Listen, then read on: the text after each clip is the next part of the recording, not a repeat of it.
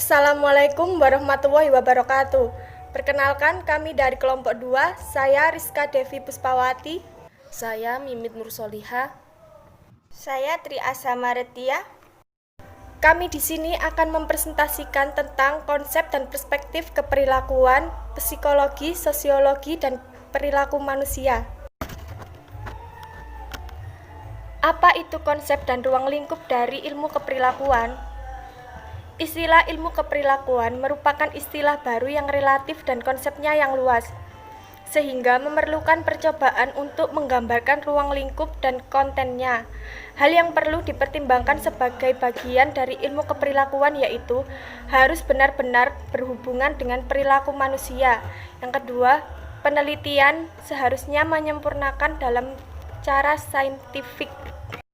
Apa itu konsep dan ruang lingkup dari akuntansi keperilakuan?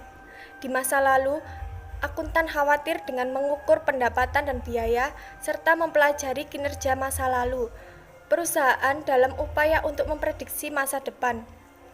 Mereka mengabaikan fakta bahwa kinerja masa lalu adalah hasil dari perilaku manusia.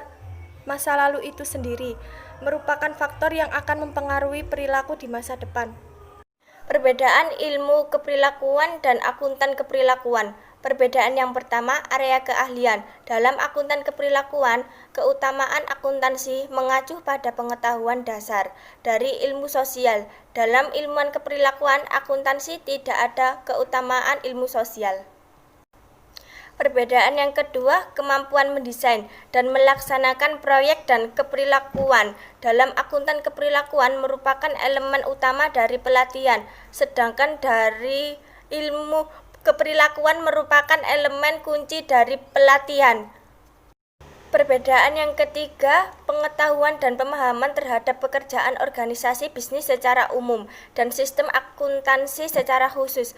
Dalam akuntan keperilakuan merupakan elemen kunci dari pelatihan, sedangkan dalam ilmu keperilakuan yaitu bukan elemen utama dalam pelatihan. Perbedaan yang keempat, orientasi. Dalam akuntan keperilakuan itu profesional, sedangkan ilmu keperilakuan itu ilmiah. Perbedaan yang kelima, pendekatan masalah. Dalam akuntan keperilakuan merupakan praktek, sedangkan ilmuwan keperilakuan merupakan teoritis dan praktis.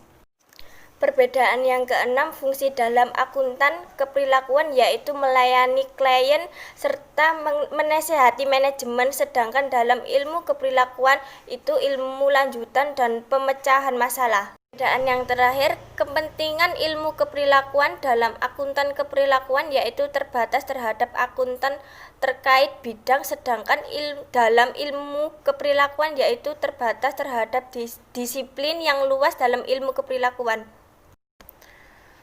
Perspektif keperilakuan pada psikologi, sosiologi, dan perilaku manusia.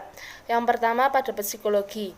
Di sini membahas bagaimana individu berperilaku yang mengacu pada fokus aksi manusia itu sendiri sebagai respon untuk menstimulasi lingkungan mereka. Yang kedua pada sosiologi. Mengacu bagaimana individu berperilaku yang mengacu pada fokus interaksi antar individu dan bukan pada stimulasi fisikal. Yang ketiga, perilaku manusia. Di sini membahas bagaimana individu berperilaku yang mengacu pada fokus hubungan sosial, pengaruh sosial, dan kelompok yang dinamis. Mengapa organisasional mempengaruhi perilaku? Karena manusia bekerja dibatasi oleh organisasi, sehingga perilakunya dipengaruhi banyak faktor yang termasuk ukuran organisasional dan struktur, gaya kepemimpinan, filosofi, manajemen otoritas atau hubungan tanggung jawaban, hubungan status, dan norma-norma kelompok yang mempengaruhi perilaku dan fungsi organisasi. Faktor lain yang mempengaruhi perilaku manusia. Yang pertama peran, yang kedua sosial, yang ketiga budaya, dan yang keempat sikap. Demikian presentasi dari kelompok kami.